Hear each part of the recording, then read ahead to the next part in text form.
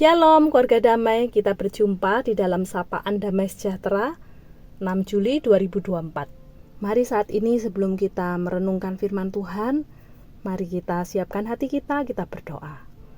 Tuhan Allah Bapa kami bersyukur jikalau hari ini kami boleh kembali merenungkan firman-Mu ya Tuhan. Biarlah firman-Mu boleh menjadi dasar penuntun di dalam kehidupan kami sehari-hari, yang membuat kami lebih lagi peka, lebih lagi kami memahami apa yang menjadi kehendak Tuhan dalam kehidupan kami. Saat ini kami rindu untuk merenungkan firman-Mu. Di dalam nama Tuhan Yesus kami berdoa. Amin. Bacaan kita hari ini diambil dari Hakim-Hakim pasal 11 ayat 29 hingga 36. Hakim-Hakim pasal 11 ayat 29 hingga 36. Lalu roh Tuhan menghinggapi Yefta, ia berjalan melalui daerah Gilead dan daerah Manasye, kemudian melalui Mispa di Gilead, dan dari Mispa di Gilead ia berjalan terus ke daerah Bani Amon. Lalu bernasarlah Yefta kepada Tuhan, katanya, "Jika engkau sungguh-sungguh menyerahkan Bani Amon itu ke dalam tanganku, maka apa yang keluar dari pintu rumahku untuk menemui aku, pada waktu aku kembali dengan selamat dari Bani Amon, itu akan menjadi kepunyaan Tuhan, dan aku akan mempersembahkannya sebagai korban bakaran."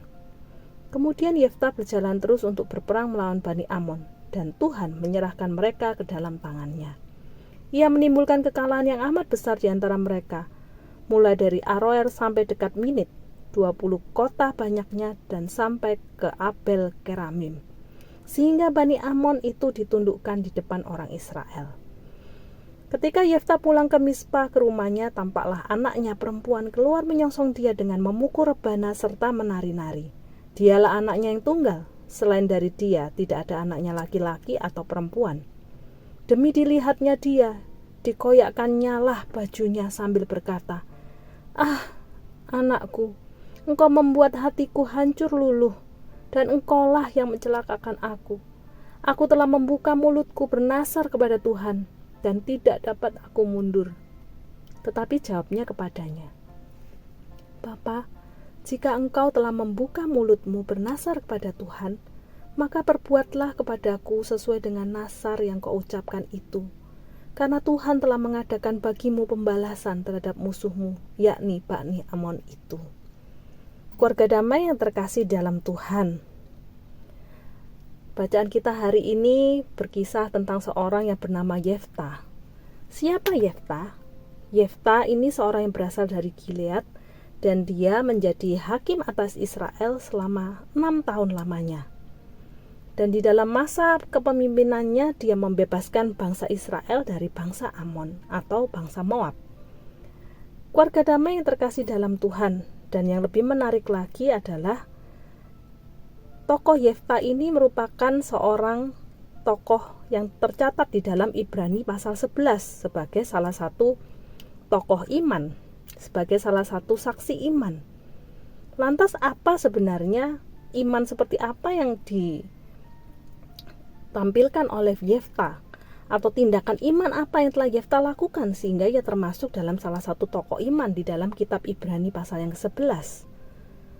Keluarga damai yang terkasih dalam Tuhan, Yefta sekalipun dia berasal dari Gilead, pada mulanya dia adalah seorang yang ditolak oleh bangsanya sendiri, oleh kaum bangsa Gilead. Dia direndahkan, dia diremehkan, dia tidak diakui untuk menjadi seorang pemimpin oleh bangsa Gilead. Namun apa yang kita lihat, apa yang menjadi pilihan Yefta, dia lebih memilih apa yang menjadi kehendak Tuhan, apa yang menjadi rencana Tuhan di dalam kehidupannya, sehingga dia pun tetap maju sebagai seorang hakim, sekalipun dia ditolak, dia diremehkan oleh bangsanya sendiri, yaitu kaum Gilead. Iman Yefta terhadap Tuhan jauh melebihi dari rasa penolakannya dari kaum sebangsanya. Dan tidak hanya itu saja, sebuah hal yang dapat kita pelajari adalah bagaimana sikap Yefta di dalam mendidik anaknya, di dalam kehidupan keluarganya. Keluarga damai untuk mendidik seorang anak untuk takut akan Tuhan merupakan sebuah tugas dari orang tua yang tidak mudah. Dan ini bukanlah sebuah pekerjaan sederhana yang bisa terjadi hanya dalam satu waktu, tetapi dibutuhkan sebuah proses dan komitmen di dalamnya.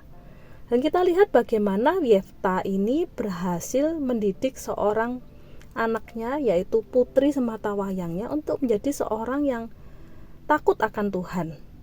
Hal ini terbukti ketika Yefta dia bernasar kepada Tuhan untuk mempersembahkan apa yang keluar dari pintu rumahnya ketika dia berhasil pulang dengan selamat melawan Bani Amon dan membawa kemenangan. Dan ketika putrinya itu keluar, dan Yefta dia merasa hancur hatinya ketika melihat putrinya yang keluar.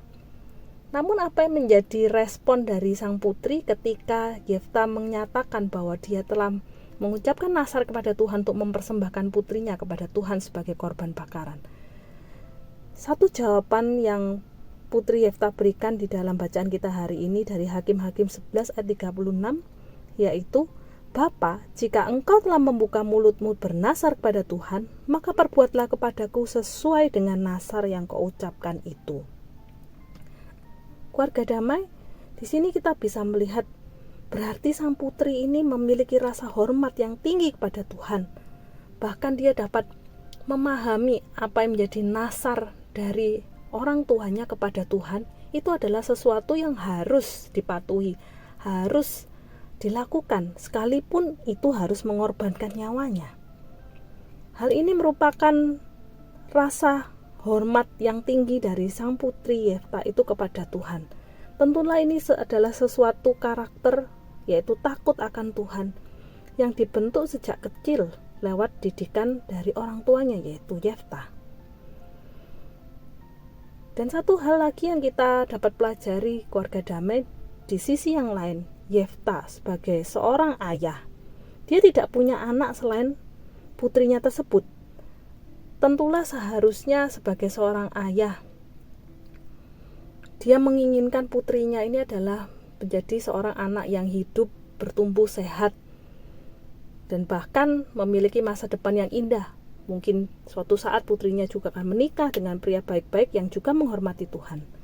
Namun karena Yefta ini sudah terlanjur mengucapkan nazar pada Tuhan, bahwa dia akan mempersembahkan apa saja yang keluar dari pintu rumahnya kepada Tuhan, maka impiannya terhadap putrinya ini pun tidak bisa diwujudkan.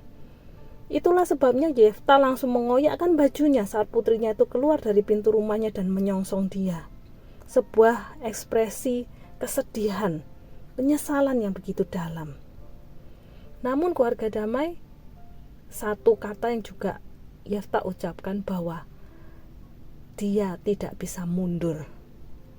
Ada sebuah rasa kepatuhan yang mendalam kepada Tuhan, sekalipun dia harus mengorbankan sesuatu yang baginya sangat berharga, sesuatu yang menurutnya sangat dia sayangi. Keluarga damai, bagaimana dengan kehidupan kita? Pernahkah kita mungkin juga mengalami kejadian seperti Yefta? Mengalami suatu ujian iman seperti Yefta. Bagaimana mungkin kita pernah mengucapkan sebuah janji atau bahkan nazar kepada Tuhan, namun hingga saat ini mungkin kita belum merealisasikannya. Keluarga damai, mari kita mau belajar seperti Yefta ini dan juga putrinya, yang belajar menghormati Tuhan dengan menepati setiap nazar atau janji kita kepada Tuhan. Mungkin hal ini memang tidak mudah, namun jikalau kita mau menjadi orang yang sungguh berusaha, kita pun juga mau memperdalam hubungan kita dengan Tuhan, maka percayalah kita pun juga akan disanggupkan, dikuatkan, karena kita mau memenuhi janji ataupun komitmen kita kepada Tuhan, bukan hanya karena sebuah keharusan, tetapi karena rasa kasih, hormat kita kepadanya. Amin. Mari kita berdoa. Tuhan Allah Bapa kami, terima kasih jikalau pada hari ini kembali kami boleh belajar melalui firman-Mu ya Tuhan, bahwa kami seharusnya menjadi orang-orang yang sungguh rindu mempersembahkan iman yang sejati kepada Tuhan, dengan kami menjadi orang-orang yang merealisasikan apa yang menjadi komitmen kami, apa yang menjadi janji kami kepada Tuhan. Mungkin saat ini kami mengingat apa hal-hal yang pernah kami janjikan kepadamu ya Tuhan. Ampuni kami jikalau kami mungkin seringkali gagal untuk menepati janji tersebut. Tetapi biarlah kami pun rindu untuk kami mau sekali lagi Tuhan dibangkitkan, untuk kami mau kembali berkomitmen kepada Tuhan. Biarlah kami dimampukan hanya karena Tuhan sendiri yang memberi kami kekuatan, memberi kami rasa kasih yang kami ingin persembahkan untuk kemuliaan nama-Mu saja. Biarlah hidup ini Tuhan Engkau pakai untuk kemuliaan nama-Mu. Terpujilah nama-Mu Tuhan, di dalam nama Tuhan Yesus kami berdoa. Amin.